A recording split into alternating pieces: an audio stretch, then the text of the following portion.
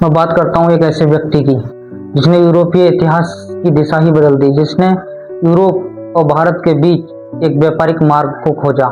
मसालों का देश कहा जाने वाला भारत उसकी चर्चा को पूरे यूरोप में दिखाया। नमस्कार दोस्तों, मैं सुनील राजपूत। आज मैं बात करता हूँ भारत की खोज के बारे में। भारत की खोज क्यों हुई, इसके पीछे क्या कारण थे, क्या वजह रही, आज मैं आपको इस पूरी वीडियो में बताऊंगा। सबसे पहले मैं बात करता हूँ उस इंसान की जिसने भारत के रास्ते की खोज की, जिसका नाम वास्को डी गामा था। वास्को डी गामा का जन्म 1460 ईस्वी में पुर्तगाल के दक्षिण पश्चिमी तट पर स्थित एक सीनेस परिवार में हुआ था।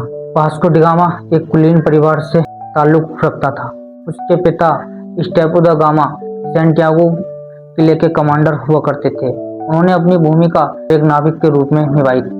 सीनेस एक प्रमुख बंदरगाह था जहाँ पे वास्को डी गामा का बचपन व्यतीत हुआ। उसने बचपन से ही जहाजों को और नाविकों को देखा था।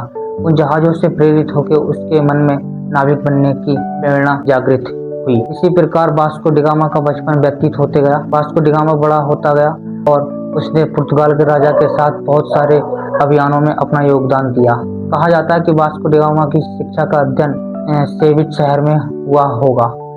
उसका पालन पोषण एक योद्धा के रूप में हुआ। उसे एक नौसेना कौशल और युद्ध कला का विशेष ज्ञान था। इधर यूरोप में स्थित एक देश था तुर्की, जिसपे ऑटोमन्स ने 1453 में अटैक करके कब्जा कर लिया। यूरोप में स्थित एक देश तुर्की जिसपे बेजेंटाइन एम्पायर रूल करता था। 1453 में उन्होंने जमीनी रास्ते का व्यापारिक संबंध को बंद कर दिया, जिससे अरब के देशों का व्यापारिक अधिकार भारत के साथ बढ़ गया। इसीलिए यूरोपीय देशों को भारत की खोज की आवश्यकता महसूस हुई। उस समय दो देश सक्षम थे, एक का नाम स्पेन और दूसरा पुर्तगाल। इन दोनों ने भारत की खोज की जिम्मेदारी का बीड़ा उठाया। इसी के तहत एक संधि हुई जिसे बोलते हैं ट्रीटी ऑफ टोरडेसिलास। इस संधि के तहत वास्को डी गामा ने भारत जाने की जिम्मेदारी ली। वास्को डी गामा 4 जहाजों के साथ 170 यात्रियों को लेकर 4 जहाजों के साथ भारत की ओर चल दिया। उसने उफनती लहरों से हार नहीं मानी। समुद्र को चीरते हुए दक्षिण अफ्रीका के अटलांटिक महासागर में होते हुए केप ऑफ गुड होप पहुंचा। केप ऑफ गुड होप पहुंच जाने के बाद उसे भारत में पहुंचने की एक नई उम्मीद पैदा हुई। मेडागास्कर से कुछ दूरी पर जाने के बाद उसे गुजरात का एक नाविक मिलता है जिसका नाम था अब्दुल मजीद। उसने भारत पहुंचने का एक रास्ता बताया। अब्दुल मजीद के कहने पे वास्को डी गामा केरल के कालीकट पहुंचा, जहां पे वहां के स्थानीय शासक राम विक्रमा ने उसका स्वागत किया।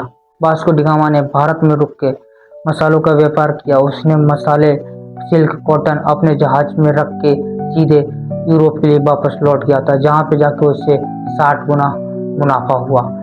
वास्को डी गामा दक्षिण पश्चिमी मानसून के रास्ते ही भारत आया था। यूरोप लौटने के बाद वास्को डी गामा का बहुत गर्मजोशी से स्वागत किया गया, जिससे वास्को डी गामा की यूरोप में एक नई पहचान बनी। वास्को डी गामा कुछ समय बाद भारत पर लौटा था, जिससे कि भारत में उसने एक व्यापारिक कंपनी को खड़ा किया था।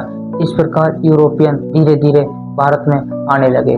पुर्तगाल आए, पुर्तगाल के बाद फ्रांस के लोग आए, फ्रांस के बाद डच के लोग आए, डच के बाद ब्रिटिश ईस्ट इंडिया कंपनी आई। इस तरीके से भारत का एक व्यापारिक समुद्री मार्ग स्थापित हुआ।